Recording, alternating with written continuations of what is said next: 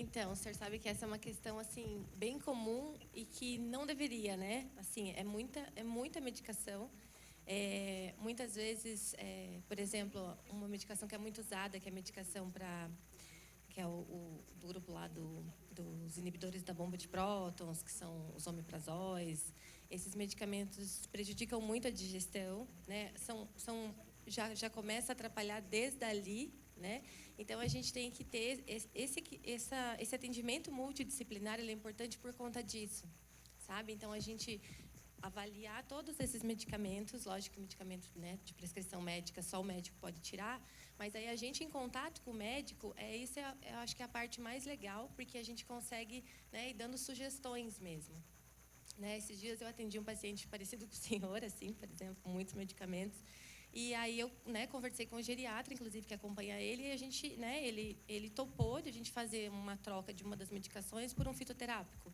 Ele concordou de a gente fazer essa tentativa. Então, a gente vai ajustando, né? E muitos medicamentos a pessoa pode estar controlando de outras formas, né? Como a diabetes, né? Tem várias coisas que a gente pode fazer ajustes na alimentação, o próprio iniciar a atividade física, né? Então, tudo isso tem que ter esse cuidado para não chegar e não precisar tomar toda essa medicação, né? E fazendo essa reavaliação constante, né, dos profissionais para ir tentando reduzir a necessidade do senhor tomar tanta medicação.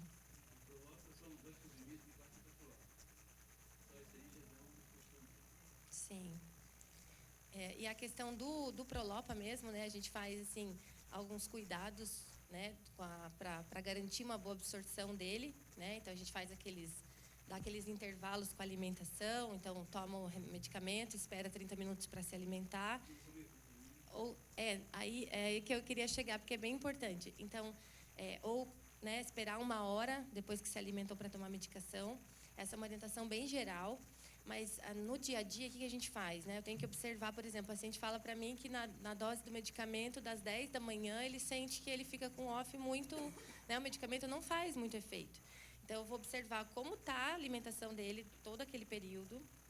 A gente vai fazendo algumas tentativas, né, até encontrar o que funcione para ele. Então, por exemplo, às vezes só o fato de ingerir a medicação com uma água com limão, que tem ali a vitamina C, para muitas pessoas já resolve. Então, não funcionou. Então, vamos tentar, né, acelerar essa digestão. Vamos tentar usar chá digestivo, vamos tentar usar outros tipos de preparações ali de uma digestão mais leve naquele período, né? E essa questão da proteína, eu acho que é a questão mais séria, assim, que eu vejo, porque acaba acontecendo isso. Não pode comer proteína porque o remédio não vai funcionar. Mas aí tira a proteína, né, do dia. E aí a gente tem essa necessidade da proteína. Inclusive ali, por exemplo, né, que foi comentado que o exercício, ele é hoje, né, o melhor que a gente pode optar ali se não tivesse outros tratamentos. Só que aí, por exemplo, para o exercício, para a gente ter esse resultado que a gente quer do exercício, que é esse estímulo, né, anabólico ali de construção muscular, né, de deixar esse músculo saudável, a gente precisa você precisa fazer o exercício e você precisa dar para o seu corpo os substratos para ele conseguir fazer essa recuperação muscular e, consequentemente, esse anabolismo. E como a maior parte dos pacientes são idosos, a gente tem, né, a partir de 50 anos, antes ainda, a gente começa a perder uma musculatura por ano. E também a gente tem no corpo que a gente chama de uma resistência anabólica. Então, assim, as pessoas mais idosas, elas podem ganhar músculo sim, tá? É um mito de que depois de determinada idade a gente não vai ganhar músculo, isso não é verdade. Só que a gente tem que romper essa resistência anabólica que a gente tem. E aí, como que a gente rompe? Então, é justamente com mais proteínas. Então, assim, uma pessoa de 30 anos teria uma necessidade proteica ali em cada refeição. A pessoa com 60, para ela estar conseguindo fazer o mesmo resultado ali, né, ela precisaria de mais. Então, aí entra, né, o nutricionista ali que a gente vai fazendo esses ajustes. Então, muitas vezes eu preciso usar uma proteína ali em pó. Muitas vezes já não é nem a proteína, eu já uso direto os aminoácidos, que já a absorção é muito mais rápida, principalmente perto do exercício, para garantir que ele vá ter essa resposta, né, do estímulo do exercício, garantir que ele vá vá absorver o medicamento, ajudar que ele vá absorver o medicamento, sem deixar de comer proteína. Então, a gente ajusta os horários, joga mais para frente, joga antes, usa suplementos. A gente vai fazendo esses ajustes, tá bom? Gente, só comentar que não é assim, agora eu não posso mais comer proteína, né? Isso é muito ruim, senão você nunca mais vai participar de um churrasco, não come mais nada, é muito ruim, você vai viver com fome. Acho que o cuidado é tentar espaçar, né? Espaçar do remédio, isso sim pode ajudar bastante. E tem até uma coisa, deixa eu só complementar com quem tem a disfagia mais séria, é muito comum o uso de espessante alimentar. E a gente usa muito com o líquido, o espessante para a hora dos comprimidos. Infelizmente, o espessante alimentar que nós temos no mercado atualmente, principalmente com goma xantana, inibe a absorção medicamentosa. Então, a gente tem que cuidar também nesse sentido. Por isso que a gente fala, é muito importante tratar o cuidado, porque algumas situações não são tão favoráveis para nós. E aí tem coisas muito simples que ajudam, né? Em ingestão, por exemplo, água com gás é uma coisa que lida com o sabor, que hoje a gente tem pesquisas mostrando que facilita o paladar, facilita o fator. E muitas vezes um paciente, eu posso usar água gaseificada e não usar o espessante, até para poder a condução, porque tem uma percepção intraoral melhor e a gente tem a mesma condição. Então, o uso do espessante alimentar à frente, para o paciente parkinsoniano, a gente tem que cuidar. Porque, principalmente o de goma xantana, ele pode não fazer a absorção do medicamento. Daí a gente começa a ver que o paciente está tendo dificuldade relacionada, né, a um avanço até da doença. Isso. E tem outros que não têm, amido de milho. E hoje a gente tem buscado outras concepções além, né? Eu acho que ele é um fator, mas tem que ser cuidado. O Parkinson a gente tem que cuidar na inserção dele, por causa da medicação.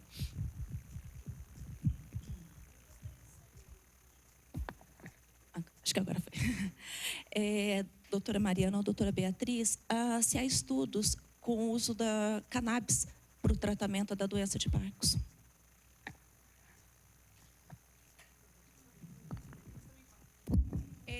Bom, essa é uma das grandes perguntas do dia a dia, né? Se o cannabis, CBD, ajuda, né, nesses pacientes.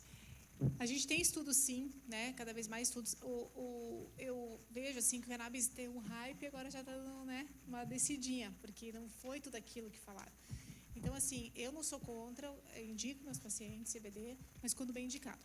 Existem vários estudos em relação à doença de Parkinson e cannabis. A grande maioria dos estudos que foram realizados, principalmente para ver se existia uma melhora motora, foram negativos, ou seja, não melhorou a discinesia, não melhorou a questão motora dos pacientes. Mas a gente vê que pode ser que a cannabis ajude em sintomas não motores, como, por exemplo, ansiedade, dor e insônia. Mesmo assim, tá? Voltando aqui, estudos negativos. Só que a gente não pode também, né, se basear apenas, unicamente nos dados científicos. A gente tem que se basear na ciência e realmente ter segurança para poder indicar. No entanto, a gente também tem que ouvir os pacientes, né, e ver o que está acontecendo. Eu tenho muitos pacientes que tomam e realmente eles melhoram da insônia, realmente eles melhoram da dor. Não vai ser a primeira escolha para tratar esse paciente, mas se ele já tomou diversos medicamentos para dor, de estar com problema de sono, é uma possibilidade. Então, é uma possibilidade que existe. Sabe que nem todos os pacientes respondem, é um medicamento caro, então a gente sempre vai ter que colocar na balança se realmente vai valer a pena esse paciente comprar esse medicamento. A cannabis é um medicamento, a gente tem que lidar como um medicamento, não, é natural, não é natural. É um medicamento, tem seus efeitos colaterais, tem que ter a dose certa, tem que ser acompanhado de maneira certa, tem que vir de uma fonte correta, porque muitas vezes acaba vindo, né, comprei lá no Paraguai, não sei de onde que é, não sei, deixa eu ver o rótulo, não tem, sei lá, né, tá melhorando, tô ótimo. Oh, meu Deus, o que tem aí? Não sabemos. Então, assim, a gente realmente tem que... E hoje em dia, qualquer um, né, faz em casa e vende. E, de novo, o amigo que planta, o outro e tal. Então, assim, tem que tomar cuidado, porque não deixa de ser um medicamento, né? E para o paciente de Parkinson, principalmente, a gente usa CBD com THC e com outros componentes. Pode ser CBG, CBN, terpenos e outras coisas. É o que mais funciona, o full spectrum. Não funciona usar o CBD puro, esse é mais para quem tem epilepsia. Então, tem várias pequenas informações que tem que conversar com o médico que tem experiência em tratar com canabinoide, né, com canabinoide. Então, ou com canabidiol, que seja. Então, assim, pode ser usado? Pode. É para usar todo mundo? Não é. Tem indicação precisa? Tem. Vai melhorar sempre? Não sei. Então, é bem individualizado novamente. Mas existem estudos, infelizmente quase todos foram negativos, não tem nada que justifique utilizar hoje o cannabis. Tem uma pergunta ali atrás.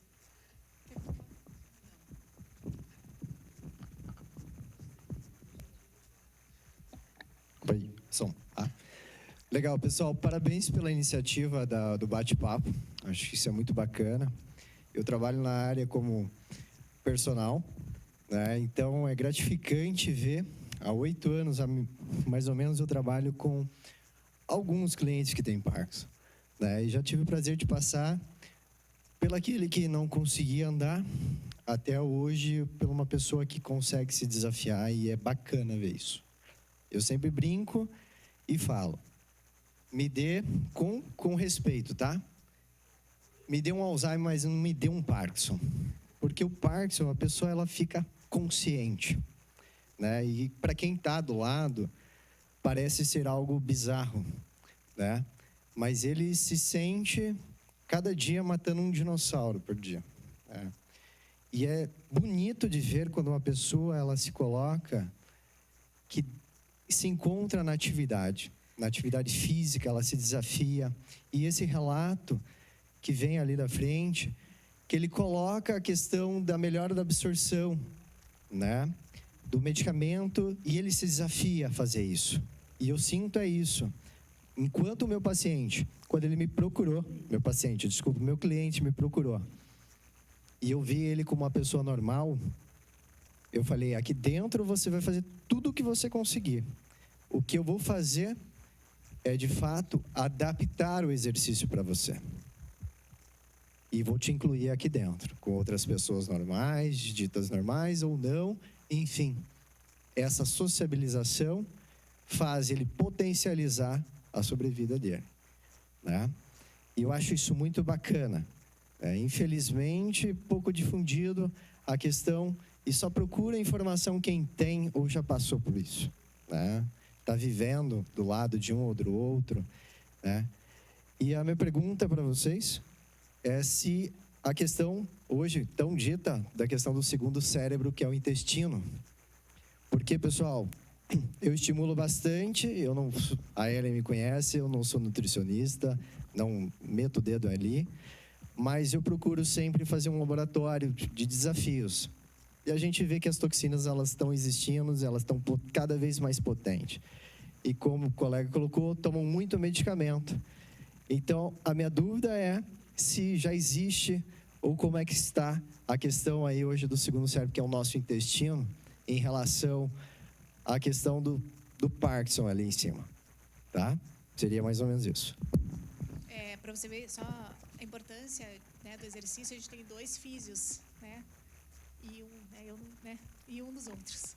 Então, realmente, a atividade física é muito boa e tudo é relacionado, inclusive o intestino, que é o segundo cérebro, e que está muito relacionado na doença de Parkinson. Inclusive, existem estudos mostrando que pode ser que comece no intestino a doença e haja uma progressão ascendente da doença.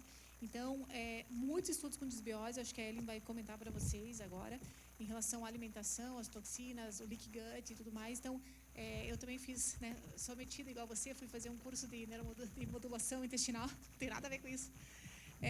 Mas a gente tem que aprender sobre o intestino, porque o intestino é a porta de entrada e muitas vezes a gente não conseguiu provar de que realmente seja a causa, digamos, da doença. Mas a gente sabe que é uma via dupla entre intestino e cérebro, através do nervo vago. E tanto quando a gente tem um cérebro inflamado, a gente, né, tem uma alteração gástrica e intestinal, e ao contrário também. Então, é super importante passar pelo especialista e realmente tratar o intestino. Então, Ellen, eu posso falar rapidinho aí, pode, só para que ele falou, né, profissional de educação física.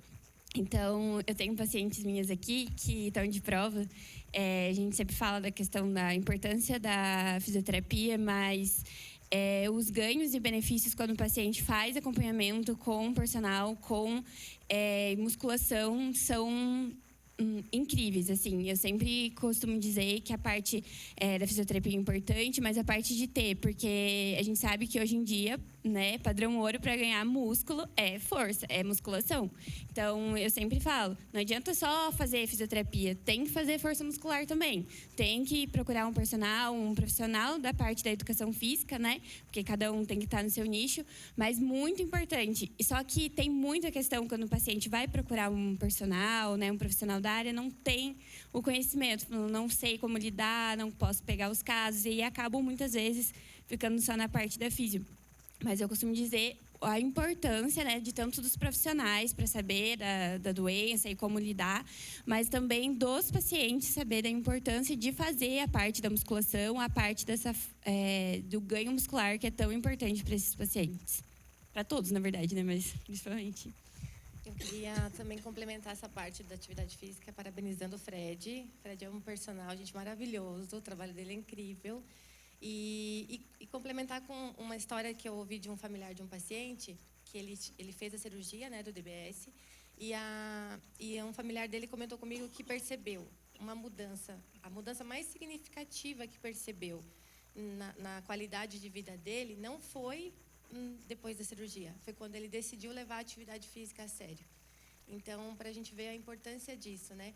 E até como a gente estava falando ali dessa coisa da polimedicina, que fala, né, de muito medicamento e tudo, a própria atividade física levada a sério também já vai, né, trabalhar toda essa parte mental, reduzir ansiedade, né, evitar ali de levar para uma depressão. Então, veja, quantos medicamentos ali a gente já vai tirando, né, com esse cuidado, com essa seriedade, com a atividade física, com uma alimentação de qualidade, né, cuidando de outras doenças associadas, para a gente poder, né, dar uma folga para o nosso intestino e ele realmente ter que, né, digerir ali o que é estritamente necessário ali, né, de medicação.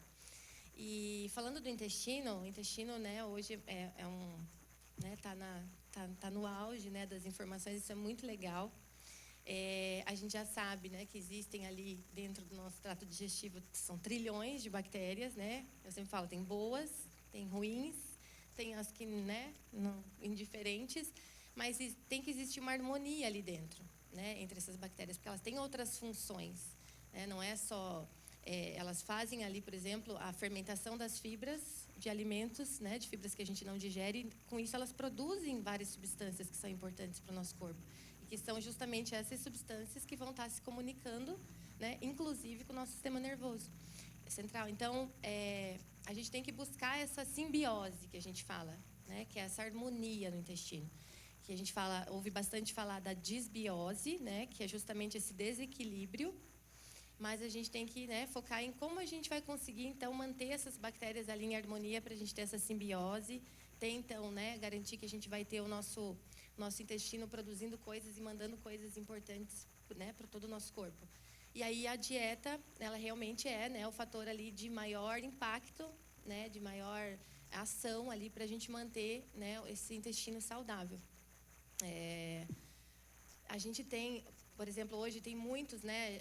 Hoje já tem no mercado muito pré-biótico, né? Que são, digamos, ali as comidinhas dessas bactérias. A gente já tem as próprias bactérias que a gente já pode estar selecionando, escolhendo para poder estar prescrevendo. Mas eu ainda acho muito, sempre bato muito nessa tecla do básico ali, sabe, gente? Do dia a dia. É muito legal, tem muito produto maravilhoso? Tem. Só que a gente colocar lá para um custo para o paciente de 300, 500 reais para ele usar um probiótico e ele, né, colocar uma bactéria super boa ali, mas que ele não vai estar comendo uma coisa boa que vai estar ajudando essa bactéria a estar ali, então que custo é esse, né? Então, eu sempre tento ir para a base mesmo, sabe?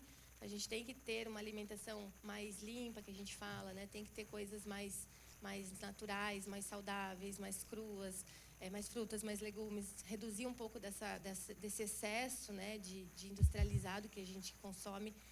Não precisa excluir, né? Tem muitas coisas que são necessárias no nosso dia a dia para deixar a alimentação mais prática. Mas está um excesso, né, gente? Está um excesso. A gente não tem mais o prazer de comer, às vezes, uma fruta, não vê prazer naquilo. Porque são tantas coisas adicionadas nesses industrializados que eles, né, tiram a sensibilidade da nossa língua. Então, a gente, para tudo, né, acho que para o Parkinson, que a gente tá, né, que é o foco da conversa de hoje, a gente lembrar que essa harmonia dessas bactérias, elas vão estar auxiliando para que a gente faça uma neuroproteção, né? Que é o foco, acho que maior, quando a gente fala da nutrição, é manter, né, o organismo da pessoa forte, para que ela tenha uma boa musculatura, para que ela, né, equilibre outras doenças associadas, use o menor número de medicamentos possíveis, para atuar bastante, né, em outros sintomas, né, como ansiedade, fadiga, isso a gente consegue atuar bastante, mas principalmente para fazer isso, né, fazer essa neuroproteção, que com isso a gente consegue frear, digamos assim, né, reduzir ali a velocidade de progressão da doença, tá bom?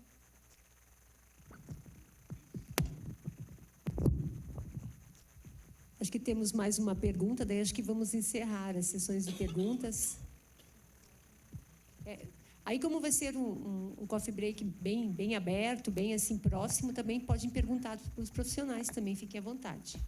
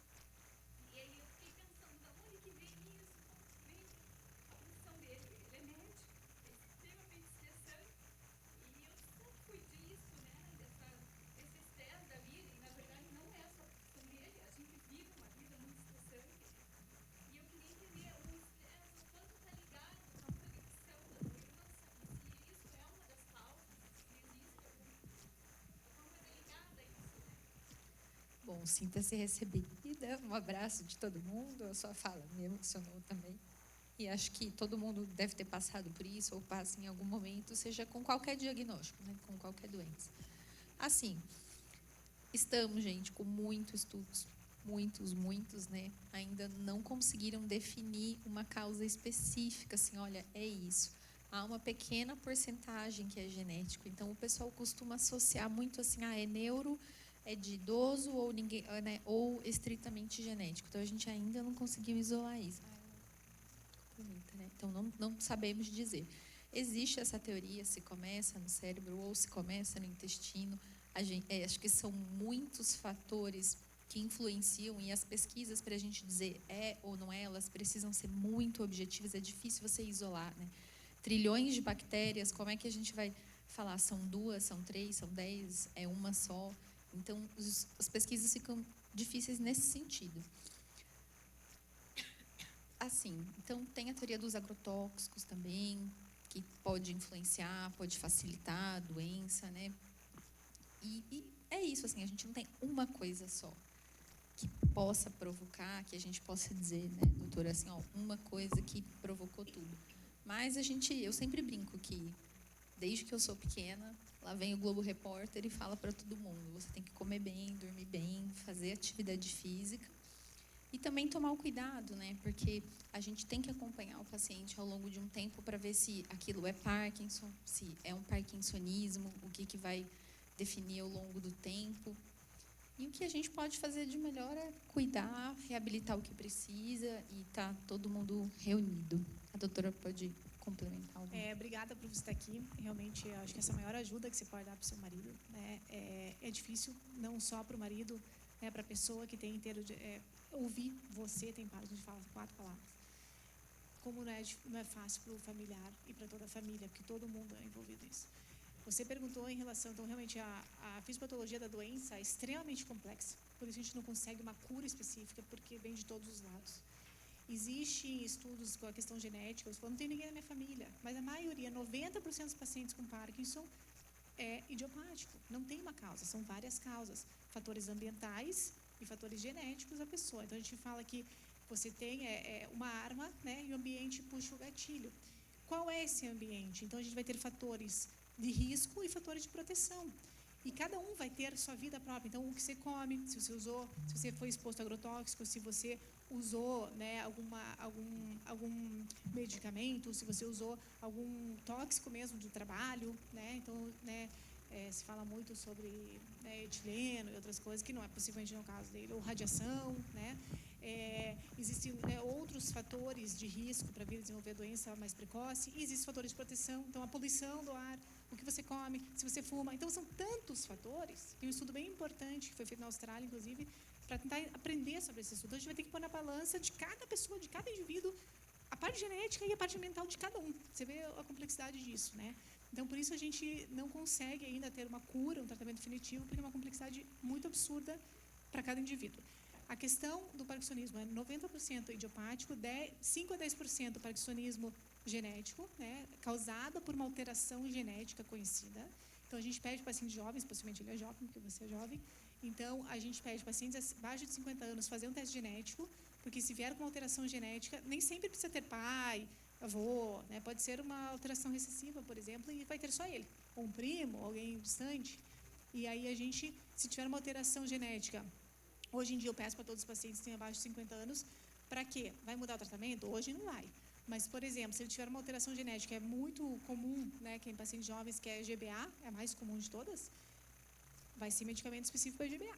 Então, assim, se vocês têm uma alteração genética, você sabe, então você tem aquela informação lá, e sair alguma coisa que vai sair, porque a parte genética está evoluindo muito também, vai sair um tratamento para você, você já sabe que você vai ter uma coisa só para você, né? Então, assim, não, vocês vão, ainda vocês estão na fase que vocês estão procurando uma causa, um motivo, uma razão, por que isso acontece comigo? Né? Então, vocês estão na negação, tá na raiva ainda do momento de receber, né? É óbvio, todo mundo é barganha, não pode ser, por que aconteceu? Por que aconteceu isso comigo? Né? Meu Deus, por que comigo isso? E a gente não vai ter essa resposta. Mas saiba que existem diversos tratamentos, que a qualidade de vida dele possivelmente vai se manter, né? Até como médico, eu tenho vários pacientes médicos, e a ideia é, hoje, com tantos tratamentos que a gente tem, e com equipe multidisciplinar, né, mudando, talvez ele é muito estressado, faz plantão, então vamos mudar o plantão, pare de fazer plantão. Eu falo para os pacientes, tentem ter uma rotina, normalmente são pacientes, né, que têm mais de 40, então já conseguem diminuir um pouco o ritmo do trabalho, então vamos mudar esse seu sono, vamos mudar como você come, comece a fazer um exercício, diminui um pouco o ritmo do trabalho. E aí a gente vai acompanhando. E hoje existem muitos medicamentos, tratamentos, a qualidade de vida do paciente pode ser mantida, na grande maioria dos casos, e a expectativa de vida dos pacientes com Parkinson é exatamente igual de quem não tem Parkinson. Então, ele pode se sentir acolhido, ele vai ter a raiva, a gente vai respeitar esse momento dele, né? Vocês e os profissionais têm que respeitar o momento de cada paciente, da própria aceitação. Às vezes é um dia, às vezes é um mês, às vezes são anos até poder aceitar, mas quando ele aceitar, ele com certeza vai seguir em frente, você também, e você vai passar por esse momento de dificuldade, né, de tristeza, e vocês vão viver muito bem. Tá bom? A gente finalizando agora, gostaria só de uma palavrinha de cada um, depois a gente vai para o coffee break, tá bom?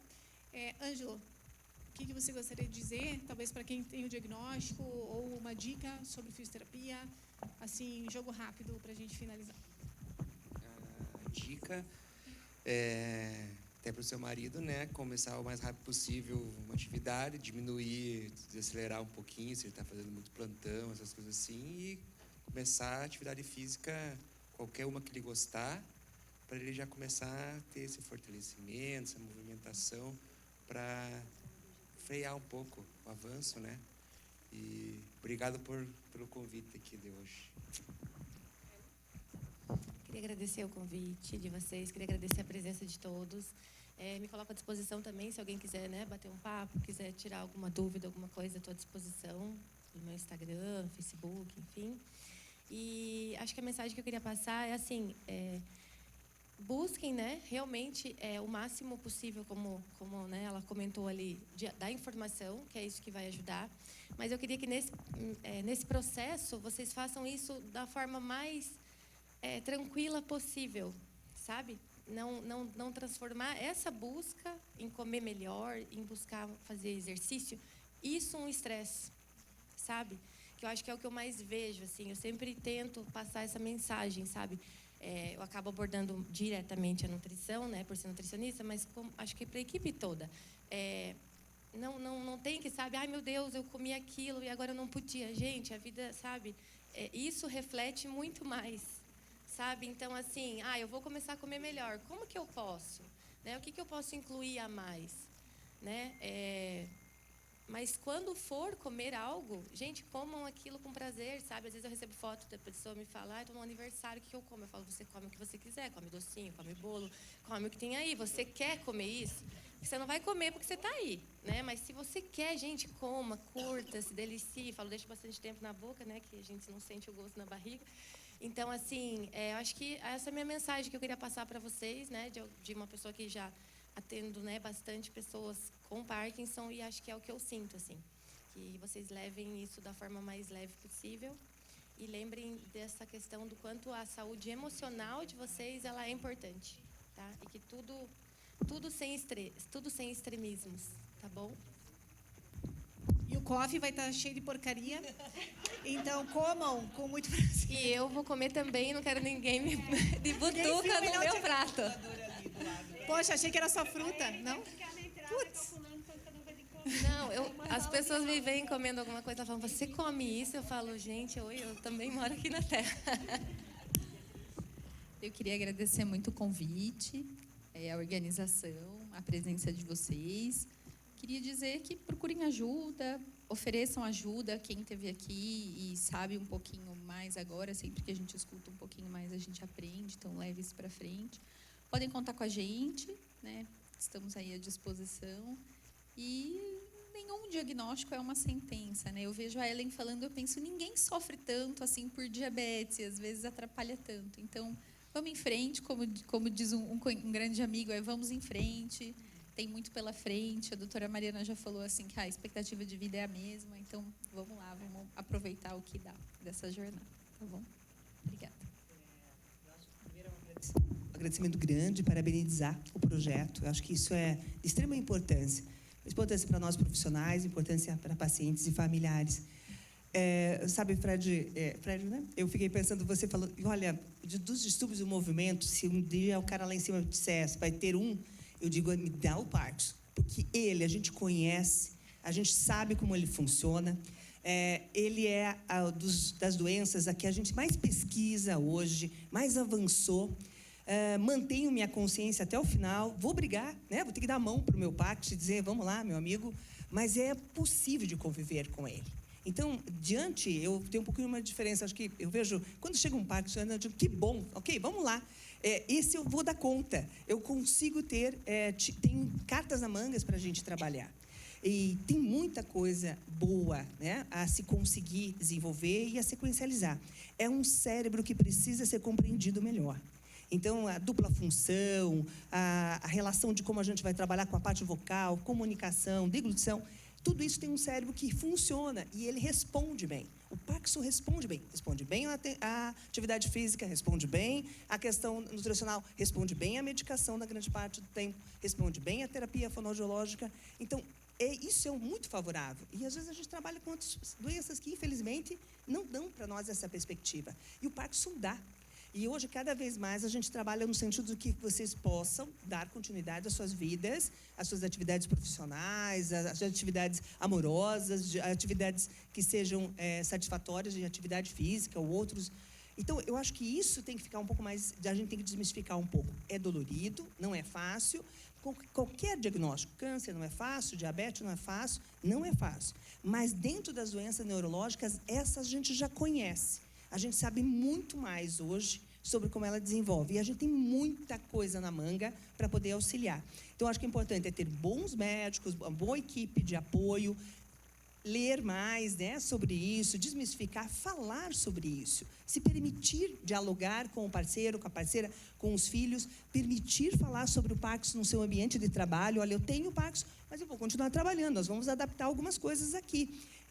E eu vou continuar fazendo. O cérebro tem essa capacidade imensa no Parkinson de se recondicionar.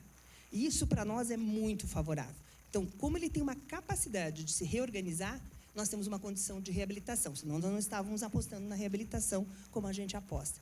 Então, mais que seja difícil, que tenha dor, e é extremamente compreensível que tenha, eu ainda olho, viu, Fred, digo assim, é o Parkinson, essa a gente sabe dar conta e eu conheço melhor, tá bom? Ok? Muito obrigada a todos vocês e principalmente os pacientes que estão aqui, a gente vê algumas carinhas conhecidas, por estar compartilhando com a gente, nos ouvindo, aos alunos, o quão importante vocês estarem aqui, ouvindo outros profissionais. Então, acho que mais do que a gente possa imaginar, a gente tem que divulgar isso, né? As possibilidades, ouvir um odontólogo, ouvir um fisioterapeuta, o médico, ouvir o familiar, ouvir do paciente o que é conviver, né, com o Parkinson também. Tá? Agradeço, Mariana, tá, pelo teu apoio. Bom, também agradeço o convite de estar aqui, para mim é uma honra. E hoje a gente teve muitas informações, né, sobre a doença, como lidar, os tratamentos e tudo mais, mas tanto para as pessoas que têm, para os cuidadores e para os profissionais da saúde, a gente nunca esquecer que a pessoa que está ali, ela não é só a doença de Parkinson. Ela não é. É preciso falar sobre outras coisas com essa pessoa. Essa pessoa é o amor da vida de alguém. Essa pessoa é mãe, é filha, é pai, é irmão. Então, a gente nunca esquecer disso. A gente está lidando assim com uma doença, mas a gente está lidando com pessoa, com um ser humano que tem sentimentos. E nunca esquecer que aquela pessoa, seja você o paciente, né, ou seja cuidador ou familiar, entender que aquela pessoa tem sentimentos e, além da doença de Parkinson, ela é um ser humano. E principalmente amor da vida de alguém. E tem uma frase para as pessoas com Parkinson que eu gosto muito, que fala assim: a doença não muda o que você era, você continua sendo você. Então, é isso que eu deixo para vocês. O que falar depois disso? Mas é isso, né? Acho que vocês já falaram coisas muito importantes. A doença não te define. Vocês podem continuar e são as pessoas que vocês são, sejam assim, se apoiem nos outros. E tem muitos pacientes, né, que já estão em outras fases. E eu vejo até nas minhas redes sociais, no dia a dia, tem gente que está chegando. Então, a gente falar todo dia e acolher essas pessoas cada dia, porque todo dia tem uma pessoa nova. E não tem ninguém mais especial para falar ou para acolher que os próprios pacientes e familiares da doença. Vocês são os que mais têm que transmitir essa informação e mostrar para o mundo, mostrar para todos que realmente a doença não vai definir vocês e a gente tem que lutar juntos com informações para acabar com o preconceito, com o estigma, porque isso ainda acontece. Então, quanto vocês informarem, aqui a gente está plantando uma sementinha, se cada um informar e ensinar sobre o Parkinson para 5, 10 pessoas, com certeza vai ser uma vida muito melhor para quem tem e para os seus familiares. Então, sintam-se acolhidos. Realmente, vocês aqui que estão de parabéns. Os alunos, como a Rosane falou, os pacientes, os familiares, porque são vocês que vão fazer a diferença no futuro. Então, muito obrigada e a gente está totalmente à disposição para ajudar vocês em qualquer momento.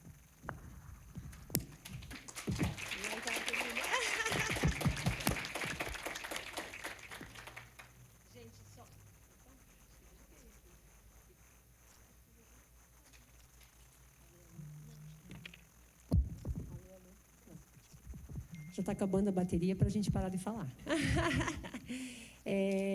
Então, novamente, né, agradecer ao convite, né, estamos sempre de portas abertas, né, a universidade é esse momento, né, sintam-se na sala de aula, né, porque é isso que a gente faz, né, e eu acho que quando a gente planta, quando a gente fala um pouquinho sobre a doença de Parkinson, né, a gente está cada vez querendo que as pessoas entendam, ou pelo menos façam, né, que elas entendam, né.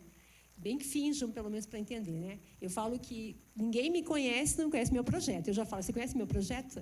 Daí meu marido fala, você não vai falar para ela? Gente, desde o guarda do estacionamento até qualquer um conhece meu projeto, porque acho que isso é importante, para que as pessoas saibam sobre a doença. Não adianta a gente se fechar, né, e ficar em casa. A gente tem que abrir as portas do coração no momento que a gente achar e tem que fazer com que o paciente viva. Você tem que levar ele vários momentos, em vários locais, independente do olhar das pessoas. Eu já passei várias situações com a minha mãe e um dia eu quase falei para a pessoa assim, você está olhando para quê? Ou você vem ajudar ou não fique olhando. Porque senão não adianta, gente. A pessoa precisa viver e a família precisa viver. A vida não vai parar, a gente vai ter que continuar. Então, acho que esse é o momento. Nós estamos, né, encerrando já a nossa roda de conversa. Eu queria falar de duas coisas que estão aqui na frente, né, quem não conhece. A gente tem um curso do Parkinson, que foi gravado ano passado. Tem várias alunas aqui que me ajudaram a gravar. É um curso dentro da universidade, é um curso online, gratuito, com certificado e com prova, né, com atividade, porque não dá para a gente deixar sem atividade. Quem não quiser certificado pode fazer o curso, né, está no portal da universidade, porque ele é dentro da UTF. E a gente tem uma pesquisa também de familiares e cuidadores na doença de Parkinson no Brasil. Para quê? Para que a gente possa mapear e ainda, né, eu quero muito mais, né, com o projeto, eu quero levar isso para questões públicas, né, para a gente ter algumas ações públicas dentro das secretarias municipais de saúde. Então, eu dependo da ajuda de vocês, né? Se cada um fizer a sua parte dentro da situação, a gente terá, daqui 20 anos ou daqui 10 anos, com certeza, uma qualidade melhor para as pessoas que têm a doença, né? Porque é isso que a gente quer. Então, acho que nós temos que se abraçar, né, dar as mãos para poder atuar em todas as áreas, né? A gente sabe que tem vários grupos, várias instituições, várias associações de Parkinson no Brasil, mas nós precisamos também fazer a nossa parte, né? Para que a gente também sinta que cada pessoa faça a diferença, nem que seja uma pequena parte, mas que ela realmente plante aquela semente. Então, só para a gente poder encerrar, se todo mundo fez a inscrição, né, vai ser feita a declaração no final do semestre. Até os convidados também podem fazer a inscrição. O nosso livro de presença é um livro de presença do projeto, que a gente tem que fazer um relatório, né? Nós somos instituição de ensino, temos que prestar contas do que fazemos, né? E também nós temos o coffee break, vai ser numa sala de aula. Aí nós vamos ter que atravessar aqui, tem que subir 2 lances de escada, mas é um exercício também para poder estimular todos, né? Então, a gente tem a gente tem banheiros sanitários aqui, subir na entradinha aqui, né? Só sair aqui do mini auditório, tem sanitários aqui, e a gente também tem no pátio central. Então, quem quiser nos acompanhar, a gente só vai pegar as coisas e vamos até lá. Sinto todos convidados, então. Obrigada, gente. Pessoal, antes de saírem, quem quiser, logicamente, subir aqui para a gente tirar uma foto todo mundo hoje, vai ser um prazer. Para quem quiser.